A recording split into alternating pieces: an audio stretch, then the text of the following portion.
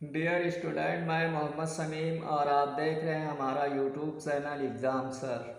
हमारे चैनल पे अगर नए हैं तो हमारे चैनल को सब्सक्राइब कीजिए, वीडियोस को लाइक कीजिए और बेल आइकन को प्रेस कीजिए ताकि हमारे लेटेस्ट वीडियो की नोटिफिकेशन आप तक पहुंच सके। माय डियर फ्रेंड, आज हम लोग मनोविज्ञान के कुछ महत्वपूर्ण प्रश्नों को हल करेंगे। आइए चलते हैं। पहला क्वेश्चन है कि शिशु के जन्म के कुछ समय बाद ही यह निश्चित किया जा सकता है कि भविष्य में उसका स्थान क्या है। यह कोटेशन किसके द्वारा दी गई, यह कथन किसका है? तो फर्स्ट पे दिया है गैसल, रॉस, वाटसन, एडलर। तो ये कथन एडलर जी का है। एडलर महान मनोवैज्ञानिक एडलर ने यह कहा था कि शिशु के जन्म के कुछ समय बाद ही यह निश्चित किया जा सकता है कि भविष्य में उसका स्थान क्या होगा। एडलर जो कि फ्रायड के शिष्य थे, उन्होंने यह कथन कहा था। नेक्स्ट क्वेश्चन पे हम लोग चलते हैं और अगला क्वेश्चन है 20वीं शताब्दी को बालकों की शताब्दी है। यह कथन किसका है? फर्स्ट पे दिया crow and crow, next Skinner, Ross, Watson. तो इसमें first option is correct, crow and crow का कथन है कि 20वीं शताब्दी बालकों की शताब्दी है। अगले क्वेश्चन पे हम लोग चलते हैं। बुरी आदतों को छुड़ाने तथा अच्छी आदतों का निर्माण करने के लिए अधिगम का कौन सा सिद्धांत उपयोगी है? फर्स्ट पे दिया है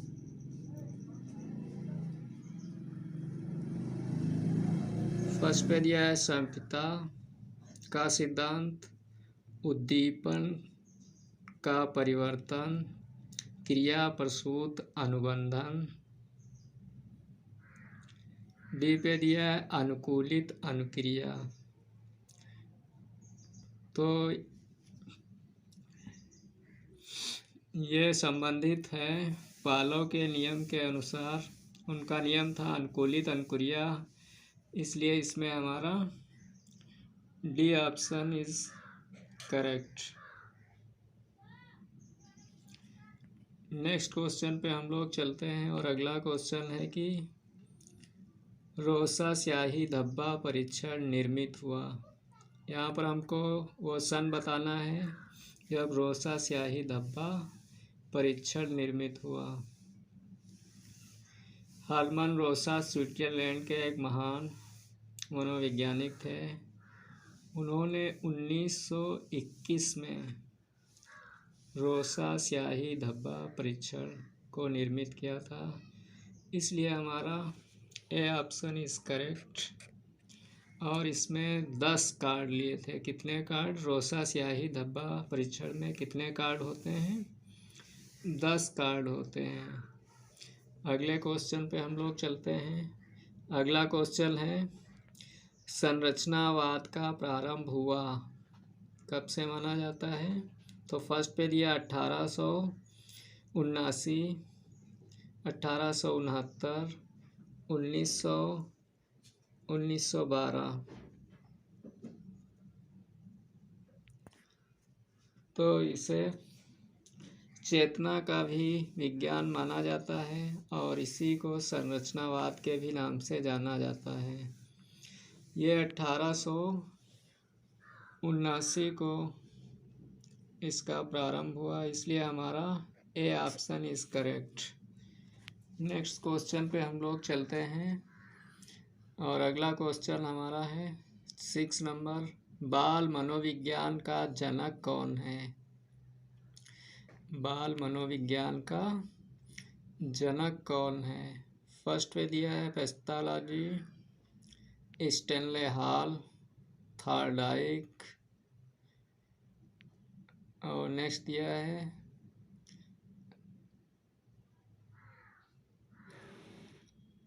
सीजर लेम्ब्रोसी। तो यहाँ पे हमारा फर्स्ट ऑप्शन इज करेक्ट। कौन सा? ए, पेस्टोलॉजी बाल मनोविज्ञान के जनक माने जाते हैं। नेक्स्ट क्वेश्चन पे हम लोग चलते हैं और अगला क्वेश्चन है कि राष्ट्रीय साक्षरता मिशन की देन है। फर्स्ट पे दिया कोठारी कमेटी, राधा कृष्णन आयोग, राष्ट्रीय शिक्षा नीति। नेक्स्ट दिया है डी पे मुदालियर आयोग। तो राष्ट्रीय साक्षरता मिशन जो है राष्ट्रीय शिक्षा नीति 1986 की देन माना जाता है, इसलिए इसमें हमारा सी ऑप्शन इज करेक्ट। राष्ट्रीय शिक्षा नीति इस करेक्ट आंसर। ये 1986 में लाया गया था। अगला क्वेश्चन है प्रारंभिक विद्यालय आयु किस अवस्था को कहा जाता है। फर्स्ट पे दिया शैशवावस्था, बाल्यावस्था, किशोरावस्था, प्रौढ़ावस्था। तो इसमें हमारा बी ऑप्शन करेक्ट है। बाल्यावस्था को प्रारंभिक विद्यालय की अवस्था माना जाता है। अगला क्वेश्चन है कि जन्म के समय शिशु में कौन सा संवेग होता है। क्रोध, भय, प्रेम, उत्तेजना।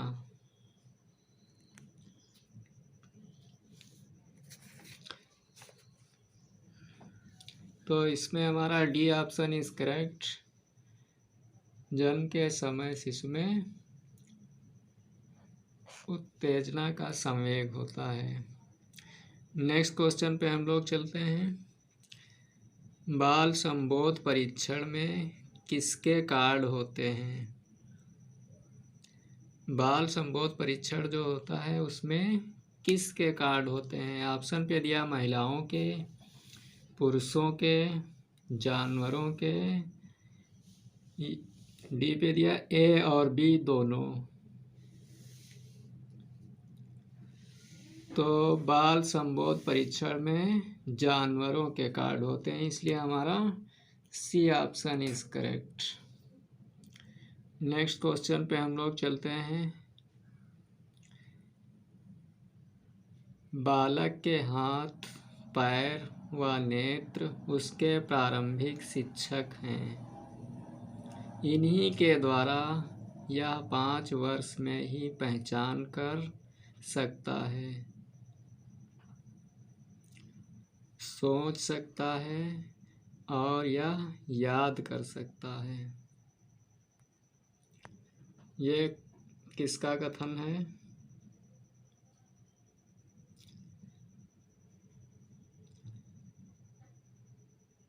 ये महान मनोवैज्ञानिक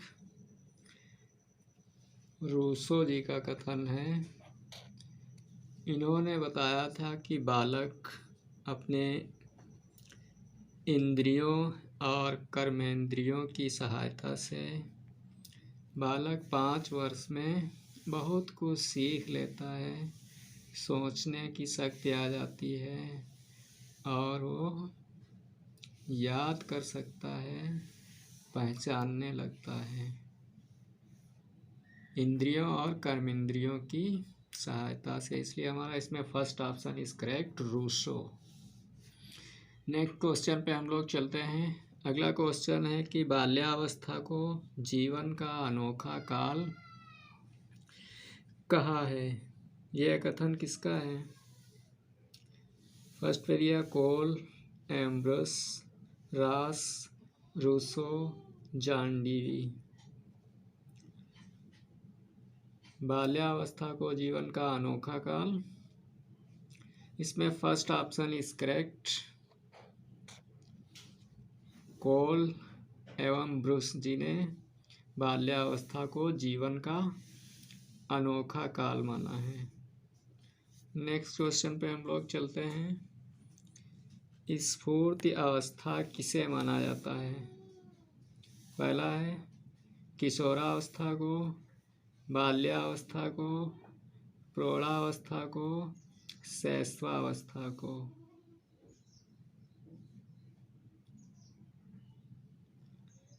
तो इसमें हमारा बी ऑप्शन इज करेक्ट। स्फूर्ति अवस्था को खेल की उम्र, गंदी आयु भी माना जाता है। वो बाल्यावस्था को खेल की उम्र, गंदी आयु, इस उम्र में बच्चे गंदे भी बहुत रहते हैं, जमीन पे पड़ी हुई चीज़ों को उठा के तुरंत मुंह में डालने लगते हैं। नेक्स्ट क्वेश्चन है हमारा, किस अवस्था के बारे में कहा जाता है कि व्यक्ति के कुल मानसिक विकास का लगभग आधा भाग इस अवस्था तक पूर्ण हो जाता है? फर्स्ट पे दिया है बाल्यावस्था, शैशवावस्था, प्रौढ़ावस्था, किशोरावस्था।